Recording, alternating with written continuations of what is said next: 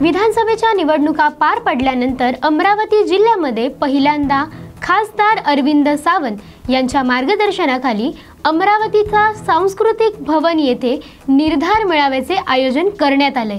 या निर्धार मेळाव्यामध्ये यवतमाळ वाशिमचे खासदार संजय देशमुख, दर्यापूर आमदार संजय लवटे यांच्यासह हजारो शिवसैनिक उपस्थित होते।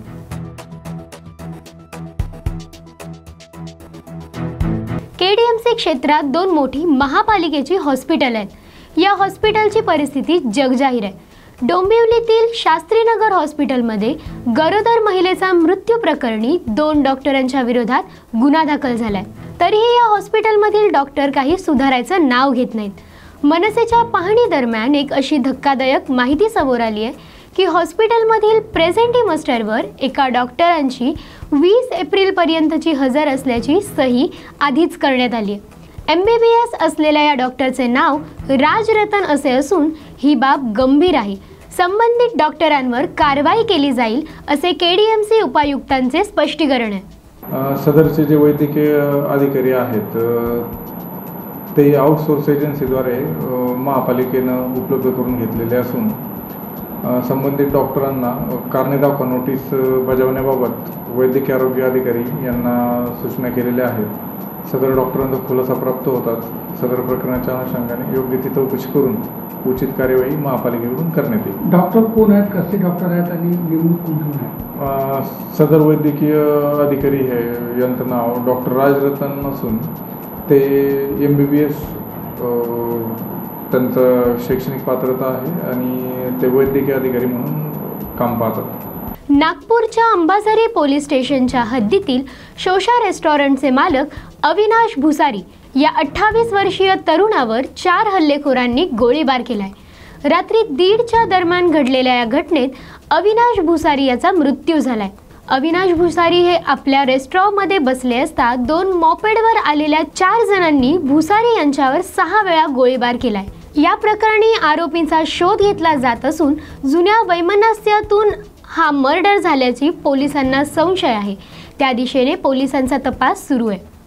काल रात्री निंबस कॅफेच्या समोर रात्री 1:20 ते 1:30 वाजताच्या सुमारास घटना घडलेली आहे। त्याच्यात अविनाश राजू भुसारी वय 28 वर्ष यांच्यावर 4 लोक 2 गाड्यावर आले तर त्यांनी फायरिंग करून त्याच्यावर पळून गेलेले आहेत। तर त्यामध्ये मयत याच्या डोक्याला, छातीला आणि गळ्याला वगैरे मार लागून त्याच्यात कोकाड हॉस्पिटलमध्ये ट्रीटमेंट करताना त्याचं निधन झालेलं आहे। कुठल्या वादातून हे घडलं काही कळलं का? आरोपीचं काही हे लागतं? अद्याप तो याच्या कारणाचा छडा लागलेला नाही, पण जे मयत आहेत यांच्यात चुलत भावा आणि हिरणवार गँग याच्यात काहीतरी वैमनस्य आहे जुनं। तर त्याच्यात बंटी हिरणवार याच्या भावाचा एक खापरखेडा इथे मर्डर झाला होता। तर त्याच्यामुळे ती थोडीशी त्याला किनार वाटत आहे। सर, जे आरोपी आहेत ते यालाच मारायला आले होते की आणखी कोणाला मारायचा होता? कारण तुम्ही सांगताय की जो मृतक आहे त्याचा या सगळ्या वादाशी काही संबंध नाही। मृतक आपला त्याचं रेस्टॉरंट आहे सोशा रेस्टॉरंट नावाचं, त्याचा तसा काही संबंध नव्हता त्याच्यासोबत। आरोपीचा काही पत्ता कुठून आले, काय आले, गाडीचे CCTV काय मिळालं, सुगावा लागला का सर?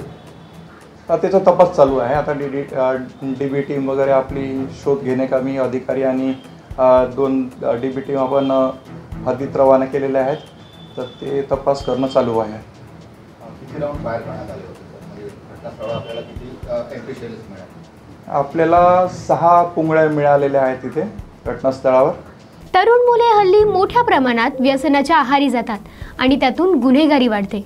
त्यामुळे त्याच्या मुळाशी जात अंमली पदार्थांच्या विरोधात कठोर कारवाई करण्याचे निर्देश जिल्हा पोलीस अधीक्षक विश्व पानसरे यांनी LCB सह जिल्हा पोलीस दलाला दिलेत। यातूनच अमरापूर पोलीस स्टेशनच्या हद्दीत उदयनगर टोल नाक्याजवळ LCBने गांजाची अवैध वाहतूक करणाऱ्यांवर कारवाई केली। या कारवाईत 9,83,800 रुपयांचा मुद्देमाल जप्त करण्यात आला असून 4 जणांना अटक देखील करण्यात आली. हरून नूर मोहम्मद, शेख सलीम शेख रज्जाक, राहुल पांडुरंग मोरे आणि सत्यजित येवले अशी अटक करण्यात आलेल्या आरोपींची नावे असून आरोपींच्या ताब्यातून 13 किलो 140 ग्राम गांजा, एर्टिगा 4चाकी वाहन आणि 5 मोबाईल असा 9,83,800 रुपयांचा मुद्देमाल जप्त करण्यात आला आहे. बुलढाणा जिल्ह्यामध्ये माननीय पोलीस अधीक्षक यांच्या मार्गदर्शनामध्ये जिल्ह्यामध्ये गांजामुक्त करण्याच्या दृष्टीनं जे सरांनी पावले उचलले आहे त्यानुसार मोठ्या प्रमाणात आम्ही गांजांची वेगवेगळ्या ठिकाणी रेड्स करत आहे. अशीच आम्हाला दिनांक 13/4/2025 रोजी माहिती मिळाली की खामगाववरून चिखलीकडे एक इर्टिगा गाडी जात आहे ज्याच्यामध्ये गांजा ठेवलेला आहे अशी गोपनीय माहिती मिळाली. त्या अनुषंगाने आमच्या पथकांनी आणि पोलीस निरीक्षक अंबुलकर साहेब यांच्या मदतीने त्या ठिकाणी आम्ही त्यांना नाकाबंदी करून त्या ठिकाणी पकडलं आणि ताब्यात घेऊन त्यांच्याकडून आम्ही 13 किलो गांजा, गाडी आणि इतर साहित्य आम्ही जप्त केले. कोकणात उन्हाच्या तीव्र झळा बसू लागल्यात, त्यामुळे नागरिक उकाड्याने त्रस्त आहेत.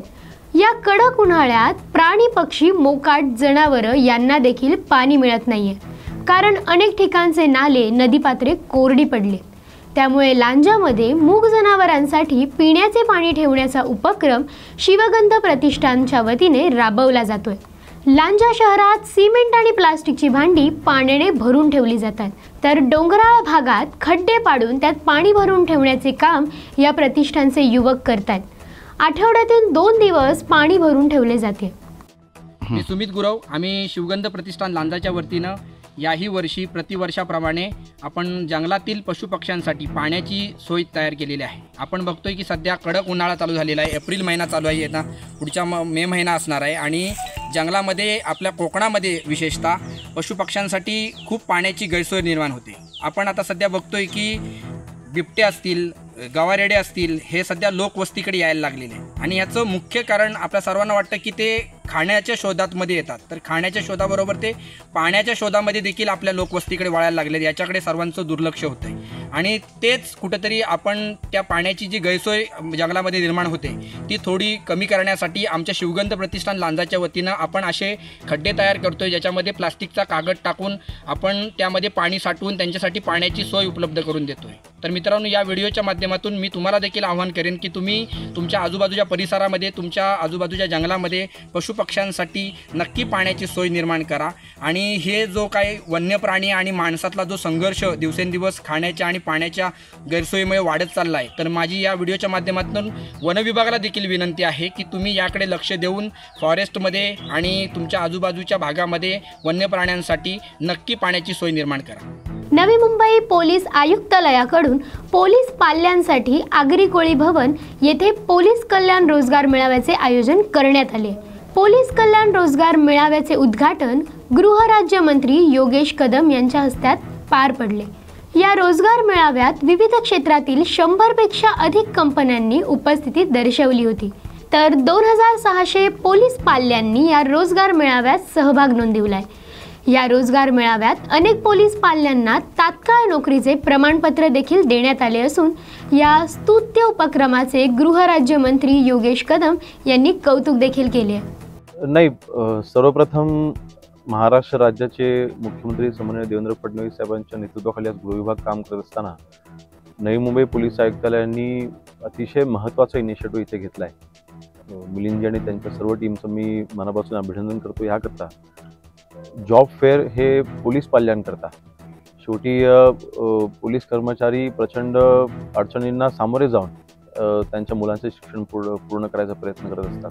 अशा वेळेला त्यांना नोकरी उपलब्ध सहजरित्या करून देणं, त्यांच्यासाठी प्लॅटफॉर्म तयार करणं, हे मला वाटतं दुसरं वर्ष आहे. सलग दुसऱ्या वर्षी त्यांनी हा इनिशिएटिव्ह घेतला आहे आणि जवळपास 2600 विद्यार्थ्यांनी किंवा पाल्यांनी इथे रजिस्ट्रेशन केलं, म्हणजे जवळपास 2500 मुलांना इथे नोकऱ्या मिळणार आहेत. ह्या इनिशिएटिव्ह करता आज मी इथे उपस्थित राहिलो होतो आणि त्यांचं मी पुन्हा एकदा मनापासून कौतुक करतो की ह्या इनिशिएटिव्हमुळे नक्कीच एक पोलीस कर्मचाऱ्यांच्या मुलांना देखील एक आधार मिळणार आहे जो महत्त्वाचा आहे. एकंदरीत पोलीस कर्मचाऱ्यांच्या बाबतीमधले अनेक प्रश्न आहेत, जे प्रश्न आम्ही हाताळायचा प्रयत्न करतोय. त्याच्यामध्ये हाऊसिंगचा एक विषय जिव्हाळ्याचा आहे. पोलीस कर्मचाऱ्यांना जी घरं आहेत ती चांगली मिळावी, त्यांचं राहणीमान हे उंचावलं पाहिजे, ह्यासाठी देखील प्रयत्न आम्ही करतोय.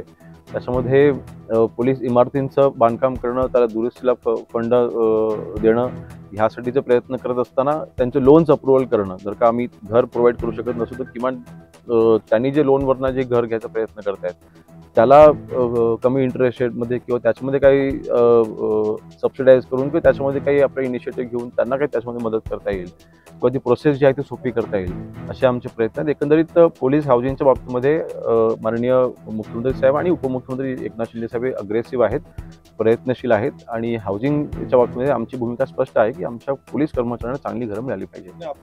यवतमाळच्या पांढरकवडा तालुक्यात पहिल्यांदाच रानगव्यांची वैज्ञानिक नोंद करण्यात आली आहे. अलीकडच्या काही वर्षात या व्याघ्र प्रकल्पात वाघांची संख्या वाढली आहे. त्यानंतर आता प्रथमच रानगव्याची नोंद करण्यात आली आहे. 1985 मध्ये व त्यानंतर 2002 ते 2003 मध्ये रानगवा दिसल्याची चर्चा होती, मात्र त्याची नोंद झाली नव्हती. दरम्यान आता 11 एप्रिल 2025ला टिपेश्वर अभयारण्याच्या 110 मध्ये काही पर्यटकांनी रानगवा पाहिल्याचे सांगितले. त्याची छायाचित्र सुद्धा घेण्यात आली. दरम्यान याबाबत संबंधित अधिकाऱ्यांना संपर्क देखील साधलाय, मात्र कुठलाही प्रतिसाद अजूनपर्यंत मिळाला नाहीये.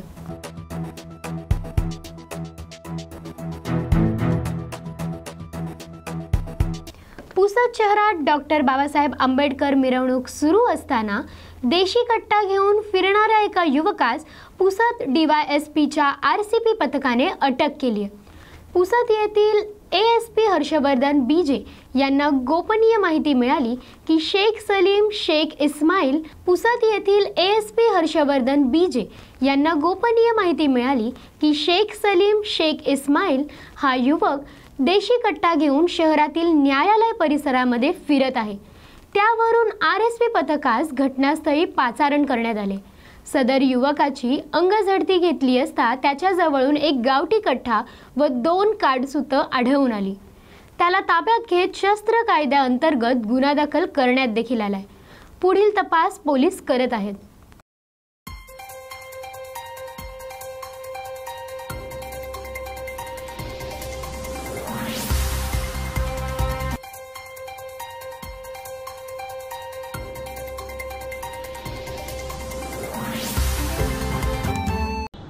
काल रात्री सुमारास 8 वाजता जेव्हा डॉक्टर बाबासाहेब आंबेडकरच्या रॅली चालू होता, आम्हाला गोपनीय माहिती भेटला की सिटीच्या हद्दीमध्ये एक माणूस कट्टा घेऊन फिरतात म्हणून. मी माझ्या RCPच्या अंमलदारला मी स्पॉटवर पाठवला आणि सुमारास 9:30 वाजता आम्ही एक माणूसला ताब्यामध्ये घेतला. त्यांच्या बॉडी चेक केला तर त्यांच्याकडे एक गावठी कट्टा आणि 2 राऊंड भेटला. विचारपूसमध्ये त्यांनी सांगितलं की त्यांचं नाव शेख सलीम शेख इस्माईल आहे म्हणून, त्यांचा एज 21 इयर्स आणि राहणार तुकाराम बापू वार्ड पुसद सिटी पोलीस स्टेशनच्या परिसरात. ही केसमध्ये आम्ही FIR दाखल केलेला आहे आर्म्स ॲक्टच्या प्रमाणे आणि पुढचा तपास चालू आहे. महाराष्ट्र सरकारच्या आदेशानुसार पात्र रेशन कार्ड लाभार्थ्यांनी eKYC करून घेणे बंधनकारक असताना काही रेशन कार्ड धारकांनी अजूनही eKYC केलेली नाही. त्यासाठी तहसील कार्यालयाच्या माध्यमातून विविध उपाययोजना राबविल्या जातात. चोपडा तालुक्यात 2.25 लाख लाभार्थी रेशन कार्ड धारक आहेत. त्यापैकी 82,000 लाभार्थी रेशन कार्ड धारकांनी अद्याप eKYC केलेली नाही. त्यांच्यासाठी 30 एप्रिलपर्यंत eKYC करून घेण्यासाठी मुदत ठरवण्यात आली आहे. त्यासाठी चोपडा तहसील कार्यालयाच्या माध्यमातून रेशन दुकानदार तसेच विविध ठिकाणी कॅम्प घेऊन KYC करण्यात येणार आहे. तसेच मोबाईलवरती KYC करण्यासाठी ॲप उपलब्ध असल्याने आपल्या मोबाईलवर देखील KYC करता येणार आहे. त्यामुळे नागरिकांनी 30 एप्रिलपर्यंत eKYC करून घेण्याचे आवाहन तहसीलदार भाऊसाहेब थोरात यांनी केले आहे. तर तालुक्यात किती रेशन धारक आहे आणि KYC करण्याचे किती जण बाकी आहे आणि नागरिकांना आव्हान काय करणार? चोपडा तालुक्यात महाराष्ट्र शासनाच्या सूचनेप्रमाणे 30 एप्रिलपर्यंत सर्व पात्र शिधापत्रिकाधारक यांना ई-KYC करावायची आहे. मात्र सुमारे 2.25 लाख लाभार्थ्यांपैकी आज अखेर 82,000 लाभार्थ्यांनी अद्यापही ई-KYC केलेलं नाही. त्यामुळे चोपडा तालुक्याचं पुरवठा प्रशासन युद्धपातळीवर प्रयत्न करत असून यापूर्वी आढावा धानोराच्या ग्रामीण भागात शिबिरे घेतल्यानंतर आता चोपडा शहरामध्ये विविध समाज मंदिरे आहेत, व्यायामशाळा आहे, या ठिकाणी आपण शिबिरे आयोजित करत आहोत. 136 दुकानांपैकी काही ठराविक दुकानदार जे माग आहेत अशा ठिकाणी देखील आपण तलाठी आणि मंडळ अधिकाऱ्यांच्या मार्फत पाठपुरावा करत आहोत. तसेच एकूणच संपूर्ण व्यवस्थापनासाठी आपल्या पुरवठा विभागाच्या नायब तहसीलदार, पुरवठा निरीक्षक, संबंधित अव्वल कारकून आणि इतरही महसूल अधिकारी यांना आपण पालक अधिकारी म्हणून नेमून दिले असून त्यांनी त्या मंडळातील रेशन दुकानदार यांनी दैनंदिन स्वरूपात किती ई-KYC पूर्ण केली याबाबत त्यांचा आढावा घेण्यात येतो आहे. आपल्या माध्यमातून मी जनतेस असं आवाहन करतो की यांनी आपण जे नियमित दुकानदार आहेत त्यांच्याकडे आपण तातडीनं ई-KYC करून घ्यावी आणि ज्यांना दुकानात जाणं शक्य नसेल त्यांनी आपल्या मोबाईलवर देखील ई-KYC संदर्भात चांगले ॲप्लिकेशन आहेत त्या डाउनलोड करून घ्यावेत आणि त्यातून त्यांनी आपली ई-KYC पूर्ण करून घ्यावी. महाराष्ट्र राज्य कुस्तीगीर संघाच्या वतीने 67वी महाराष्ट्र केसरी कुस्ती स्पर्धा अहिल्यानगर येथे पार पडली. सेमीफायनलच्या गादीच्या कुस्तीमध्ये पृथ्वीराज मोहोळ आणि शिवराज राक्षे यांची कुस्ती झाली. त्यामध्ये पृथ्वीराज मोहोळ विजयी झाले. त्यानंतर तेथे वाद निर्माण झाला. आंतरराष्ट्रीय पंच विलास कचोरे यांच्या अध्यक्षतेखाली एक कमिटी नेमण्यात आली. त्यात असे आढळून आले की शिवराज राक्षे यांच्याबरोबर निलेश काबालिया हे पंच पण दोषी आहेत. त्यामुळे त्यांना देखील 3 वर्षासाठी सस्पेंड केलं जातंय. महाराष्ट्र राज्य कुस्तीगीर संघाच्या वतीनं 67वी महाराष्ट्र केसरी कुस्ती स्पर्धा अहिल्यानगर येथे पार पडली. त्यामध्ये पृथ्वीराज मोहोळ आणि शिवराज द्राक्षे ही सेमीफायनलची गादीवरच्या कुस्तीमध्ये वाद झाला आणि त्या वादामध्ये आम्ही एक कमिटी नेमली. त्या ठिकाणी पृथ्वीराज मोहोळ हा महाराष्ट्र केसरी झाला. त्यानंतर आम्ही एक कमिटी नेमली. विलास कचोरे यांच्या इंटरनॅशनल प्लेयर आहे, पंच आहे तो, त्याच्या अध्यक्षाखाली एक कमिटी नेमली. 5 जणांची कमिटी होती आणि त्यामध्ये पंचाचा निर्णय आणि कुस्तीगीराचा यामध्ये थोडा तफावत होती. 4 त्या ठिकाणी साईड पंच असे मिळून 4 लोक याचा निर्णय देत असते आणि मग निलेश काबलिया हा जो त्या ठिकाणी पंच होता त्यांनी आपल्या कर्तव्यात कसूर ठेवला म्हणून त्यांना 3 वर्षासाठी आपण निलंबित केलं महाराष्ट्र राज्य कुस्तीगीर संघानं आणि पुन्हा 7 दिवसाची त्यांना वेळ दिली का 7 दिवसात तुम्ही आपला अहवाल महाराष्ट्र राज्य कुस्तीगीर संघाकडे सादर करावा जेणेकरून कुस्तीगीरावर अन्याय होऊ नये आणि पंचावरही अन्याय होऊ नये म्हणून या दोघांनाही आम्ही संधी दिली. गोंदिया जिल्ह्यात आज सकाळपासून कडक उन्हाळी वातावरण होते. मात्र दुपारी अचानक हवामानात बदल झाला असून आकाशात ढग जमा होऊ लागलेत. त्यामुळे देवरी तालुक्यात हलक्याशा स्वरूपाचा पाऊस झालाय. हवामानातील या बदलामुळे नागरिकांना थोडा दिलासा मिळाला असून उकाड्यापासून थोडा आराम मिळालाय. अशा प्रकारच्या अचानक बदलणाऱ्या हवामानामुळे शेतकरी वर्गही थोडा चिंतेत आहे.